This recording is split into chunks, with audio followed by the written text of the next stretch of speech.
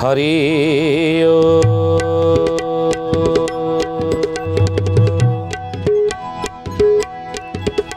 ओम भूर्भुवः स्वः तत्सवितुर्वरेण्यं भर्गो देवस्य धीमहि धियो यो नः प्रचोदयात्।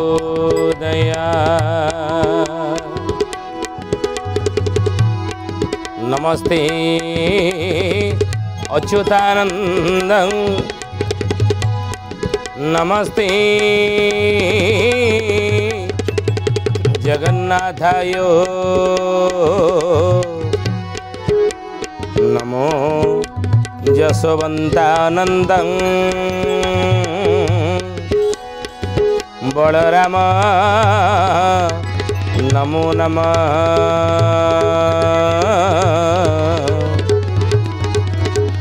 बलराम नमो नमः। बोलिए महापुरुष अच्युतानंद जी की शुद्धि जानी ज्ञानी गुणी मंडली आज मालिका वचन को आपण मान को स्वागत जनाऊँ। आज मालिका वचन रे आम आलोचना करिया जाऊँचे महापुरुष अच्युतानंदर मालिकार नाम हूँ शिवकल्प नवखंड निर्घंट। ये शिवकल्प नवखंड निर्घंट मालिकार आउ गोटे पद आम नौ कौन से पद महापुरुष आलोचना करछंती बोले शुणा शुणी भावे गुरु बोलाइबे संप्रदाय ज्ञान नथिब नाना जाति नाना तिलक काटिबे गुरु धर्म नाश जीव गुरु धर्म नाश जीव हे सुजने गुरु धर्म नाश जीव गुरु धर्म नाश जीव हे सुजने गुरु धर्म नाश जीव। शुणा शुणी भावे गुरु बोलाइबे संप्रदाय ज्ञान नथिब किए कौ संप्रदायर ये धीरे धीरे धीरे धीरे धीरे धीरे लोप हम बोली महापुरुष जहाँ 600 वर्ष तले ही ज्ञानी गुणी मंडली भविष्यवाणी कही आज सत है ये रामानंदी संप्रदायर अनेक कहती ये कौ संप्रदायर से माने ना सी होचंदी धर चैतन्य महाप्रभु हेले कि रामानुज हेले कि अन्य जेतेक संत कबीर हेले एमान सब कौ संप्रदायर से जो अलग अलग सब संप्रदाय तांकर रही नहीं ज्ञानी गुणी मंडली शुद्धि जाने तेणु महापुरुष करे से धीरे धीरे धीरे धीरे कलिर प्रभाव विज्ञानर अग्रगामी फल आधुनिकतार चाकचक्य भितर धीरे धीरे महापुरुष कहले शुणा शुणी भावे गुरु बोलाइबे शुणा शुणी भावे गुरु हेबे बुझिले संप्रदाय ज्ञान नथिबो किए कौ संप्रदायर ये सब से विषय ज्ञान नथिबो बुझिले आउ नाना जाति नाना तिलक काटिबे गुरु धर्म नाश जीव नाना जाति नाना तिलक काटिबे गुरु धर्म नाश जीव ये कथा आम आलोचना करिछि किए कह मो गुरु बड़ कली जुगे आउ किए कह ना मो गुरु बड़ से ना ना मो गुरु बड़ आज समाज रे आपण माने देखुथिबे हे शुद्धि जाने निराट ये सत कथा ना नहीं ना जीए प्रकृत रे सुशिष्यर लक्षण कौन ना जी सबु गुरु भितर निज गुरु को देखे सी आम विभिन्न प्रकार भगवान ऐसी शक्तिर अधिकारी है जुग धर्म पालन करने कली जुगरे अनेक गुरुंकर आविर्भाव बा अनेक गुरुंकर जन्म कली जुगरे नहीं से ठाकुरे अनुकूल चंद्र हुंतु से ठाकुरे निगमानंद हुंतु से सत्य साई बाबा हुंतु से मध्य ठाकुरे अनुकूल चंद्र हुंतु बा भीम भई हुंतु भक्त आर्तदास हुंतु विभिन्न संप्रदायर गुरु माने अछंती नुई जुग धर्म पालन करिया पाई जुग धर्म पालन करिया पाई जे भगवान ऐश्य शक्तिर अधिकारी ही संसार रे अनेक गुरुंकर आविर्भाव होती नहीं किंतु सुशिष्य किए ना जी सबु गुरुंक भितर निज गुरु को देखे ताकू ही सुशिष्य कहते आउ सी सुशिष्य नुह जी निज गुरु को बड़ कही निज गुरु को श्रेष्ठ कही अन्य सब गुरु को निंदा करे अन्य सब गुरु को निंदा करिबा अन्य समस्त गुरु मान को समालोचना करिबा समाज रे जदि को शिष्य कौन सी गुरु कौन सी शिष्य कौन सी जदि हे ज्ञानी गुणी मंडली संप्रदायर बा कौन सी अनुष्ठान बा कौन सी आध्यात्मिक अनुष्ठान कौन सी शिष्य जदि निज गुरु छड़ा अन्य गुरु को समालोचना करुथिबो अन्य गुरु को निंदा करुथिबो तांकर मार्ग तांक नीति की निंदा करुथिबो से केबे भी सुशिष्य न बुझिले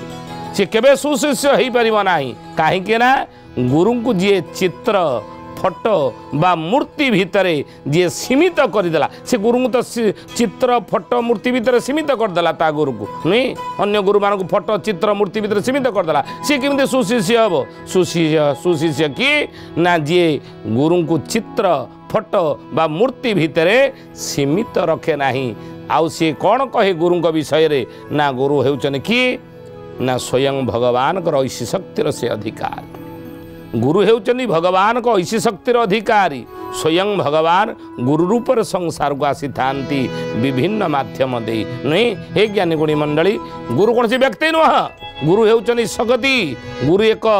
दैवी गुरु हेउचंदी से एक चेतना गुरु हेउचंदी एक चेतना एक शक्ति स्वयं भगवान स्वरूप ये कथा जो शिष्य जानी था ये अभिज्ञता जो शिष्य भीतर थाए ये अनुभव जो शिष्य भीतर थाए से सुशिष्य आ से सबु गुरु भीतर दोष देखे ना सबु अन्य गुरु को निंदा करे ना कि समालोचना करे ना तेणु महापुरुष से ही कथा कहले नाना जाति नाना तिलक काटिबे गुरु धर्म ना सजीव मो गुरु बड़ तो गुरु बड़ मु बड़ सी बड़ ये जदि कली जुगरे हम बोली अच्युतानंद महापुरुष शिवकल्प नवखंड निर्घंट मालिकार ये कथाटी लिखिते 600 वर्ष तले आज ये घटना सत हो पदटा आम आलोचना करुचे नुहे आउ पंचसखा ग्रंथ पाई मने टेक दंभपण आचरिबे दया धर्म तिले हृदय नथिब ज्ञानी अज्ञानी लोड़ीबे ज्ञानी अज्ञानी लोड़ीबे सुजने ज्ञानी अज्ञानी लोड़ीबे ज्ञानी अज्ञानी लोड़ीबे सुजने ज्ञानी अज्ञानी लोड़ीबे कौन यार अर्थ हे ज्ञानी गुणी मंडली बोले महापुरुष अच्युतानंद जी की शुद्धि जानी ज्ञानी गुणी मंडली अच्युतानंद महापुरुष कहले रामचंद्र रे आम पंचसखा मानकर ग्रंथ कलिजुगर अनेक पाइथिबे आ जे पाइथिबे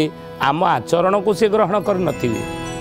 आम आचरण को ग्रहण कर नथिबे काहे कि ना पंचसखा माने आम्भे ब्राह्मण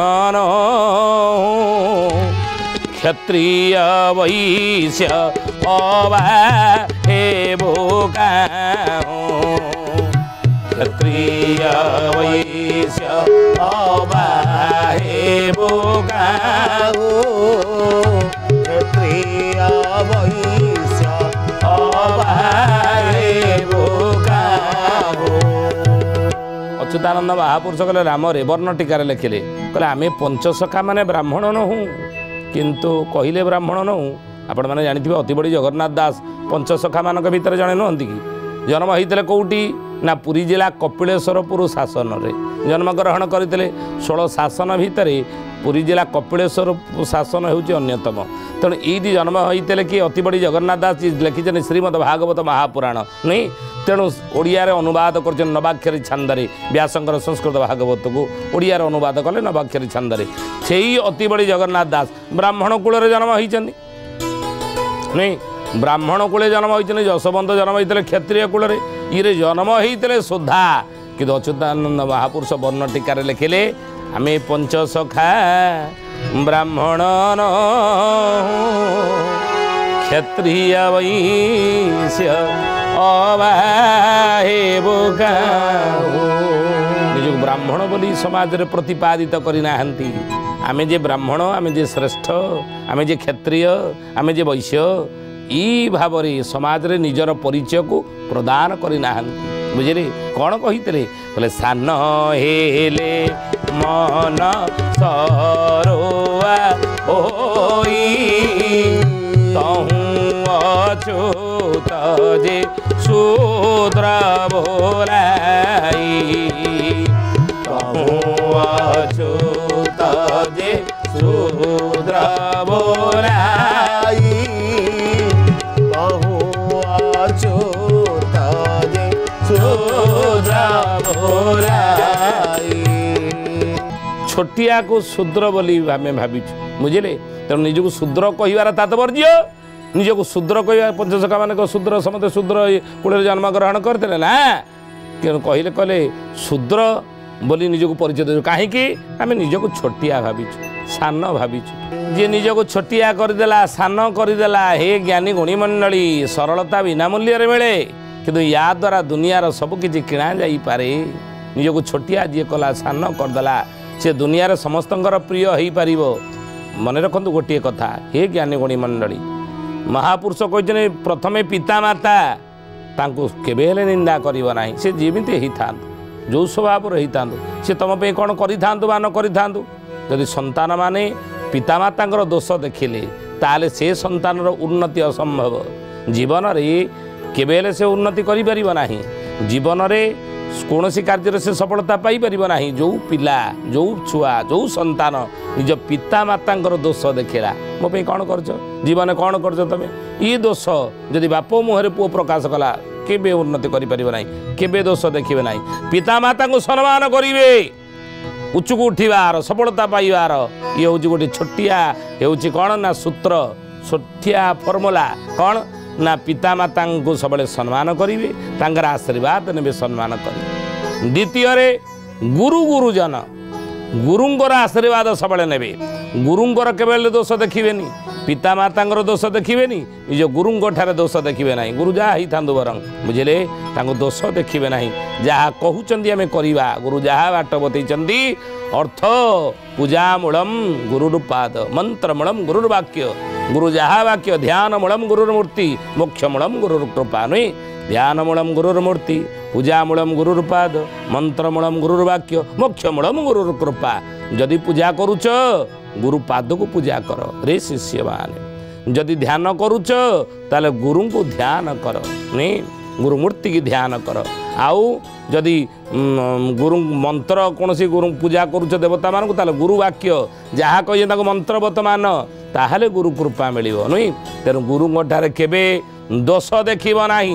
ताको दुर्गुण खोजिब नाही ताको भूल देखिब नाही आउ कौन गुरुजन मान को अवज्ञा करिब नाही गुरुजन को सम्मान सब करिबो सम्मान करी तांका आशीर्वाद नेब गुरुंग आशीर्वाद नेब पितामाता आशीर्वाद नेब ये तीनिटा होची सूत्र जहाँकि सफलतार तुमको चरम शिखर पहुँचे देव तो महापुरुष मैंने ये उपदेश देइचंती बाबू रे सबु बेले कौन करिवो निजको छोटियाटे करिवो सानटी करिवो आ सान हो गले तुम समस्त प्रिय हो सब कार्य सफलता पाए जो जगार जीव मुझे छोटिया हो बसबी छोटिया हो छोट हो बसबी कई विरोधी नथिबे कई विरोधी हेबे नाही नईबा शिख समाज रे नईबा शिख समाज रे नईबा शिख छोटिया ही शिख भगवान कृष्ण निजको छोटिया करते नहीं राजस्व यज्ञ युधिष्ठिर महाराज जो करते भगवान कृष्ण से अतिथि मानकर पाद धोइबा साधु सन्तर पाद धोइबा कार्य खाई सारे अतिथि अभ्यागत मैंने ईटा पत्र नहीं पकेबा ये दायित्व भगवान कृष्ण नहीं थे बोली आज भगवान रूप में आम पूजा करुचे तेणु भगवान जो पदवी ये सहजे मिले ना ये पदवी पाइबा हेले तापई मध्य निजको से भाई कार्य करिया पड़ो से भाई कार्य कले तुम से आसनर अधिकारी हो पार बुझे बोलिए महापुरुष अच्युतानंद जी की जय श्रद्धे जानी ज्ञानी गुणी मंडली पंचसखा ग्रंथ पाई मने टेक दंभपण आचरी पंचसखा ग्रंथ पाई अनेक दंभपण कलिजुगे राम आचरण करेंगे मन रख आज मुझे कहीदे जाऊँगी किंतु पंचसखा माने दंभपण कर पंचसखा माने जी ग्रंथ लेखिला 184,000 ग्रंथ जो अच्युतानंद लिखिं सीए दंभपण कही ना आजिकल जी खंडे 2 खंड बही लिखुची 8-10 खंड 15-20 खंड लिखिदे कौच ना मत केमी राष्ट्रपति पुरस्कार मिलवा दरकार मते उड़ीसा साहित्य एकाडेमी मते सम्मानित करवा दरकार मते मानपत्र प्रदान करना सी अभियोग जा करुच्ची सी अभियोग करुच्ची सी देखला बेलू बसुची जाकि कौटी ना पीएमजी जाकि सी बसुची सेठी ना मु धारणा देखी बसली कहीं ना मुझे बही लिखी एत कथा करुँ आमको कहीं मिलानी ये सब जिनस कहीं सम्मान मिलानी कहीं मानपत्र मिलानी कहीं मत सरकार सम्मानित कले से कहते 10-15 खंड 20 खंड बही लिखिदे नहीं लिखि दौरान केते केते कथा ये ज्ञानी गुणी मन किसी भूल बुझे ना नहीं किंतु 184,000 ग्रंथ महापुरुष अच्युतानंद लेखि निजर कृतित्व को समाज आगे केवल परिप्रकाश करना जे मु ये जो कृति करिछि ये जो लेखा लिखी एथरे मोर बहादुरी अच्छी ये मोर चातुरी अच्छी ये मोर बड़पण अच्छी ये मोर अभिज्ञ ए मोर बढ़िमा अच्छी ये बढ़िमा समाज में देखी ना एत ग्रंथ लेखि कौन कहते आमे लेखिनु मु लेखिनी एत ग्रंथ कौन कहते अच्युतानंद महापुरुष कहते ना घेनी मोजे साहेर को बाहे गणई समुद्र बाली श्रीहरि करुणा बारु कही महिमा श्री मोहरी महिमा श्री मोहरी हे सुजने महिमा श्री मोहरी महिमा श्री मोहरी हे सुजने महिमा श्री मोहरी। अच्युतानंद महापुरुष निजे कहले ना घेनी मुझे साहेर को बाहे गणई समुद्र बाली श्रीहरि करुणा थिबारु कही महिमा श्री मोहरी ये महाप्रभुंकर श्रीहरिकर करुणा थिबारु तांकरी दयार ये सब लिखी एथरे मोर कौन कर्तृत्व नाही ये सब प्रभुंकर इच्छा जहाँ कहते ताहा मु लिखी जगन्नाथ प्रभुंकर पाद पदम सेवी मुति नचुत दास बोलाउछि कवि मुदिन अच्युत दास बोलाउछि कवि मुदिन अच्युत दास बोलाउछि कवि। जगतर नाथ जगन्नाथ महाप्रभुंकर पाद पद्म सेवा करी मुदिन अच्युत दास बोलाउछि कवि से ही हर्ता कर्ता दैव विधाता से जहाँ कही मु लिखी सी जहाँ कही मु लिखी यही कथा को सारला दास कहले सिधिया परिडारू माँ सारलांगर अपार कृपा पाई महाभारत भली प्रचंड ग्रंथर ग्रंथागार होते किए आदि कवि शूद्रमुनि सारला दास सी निजर निजर स्थिति की बा निजर पांडित्य को निजर गरिमा को प्रकाश करने को जाई कौन कहले हे कलिहत मानव माने हे ज्ञानी पंडित माने मुझे लिखिनी एथर मोर कौन कर्तृत्व नाही ताले कहार कर्तृत्व अच्छी ना सारला दास लिखिले महाभारत रे कौन लिखिले ज्ञानी पंडित जन हे न धरीब दोष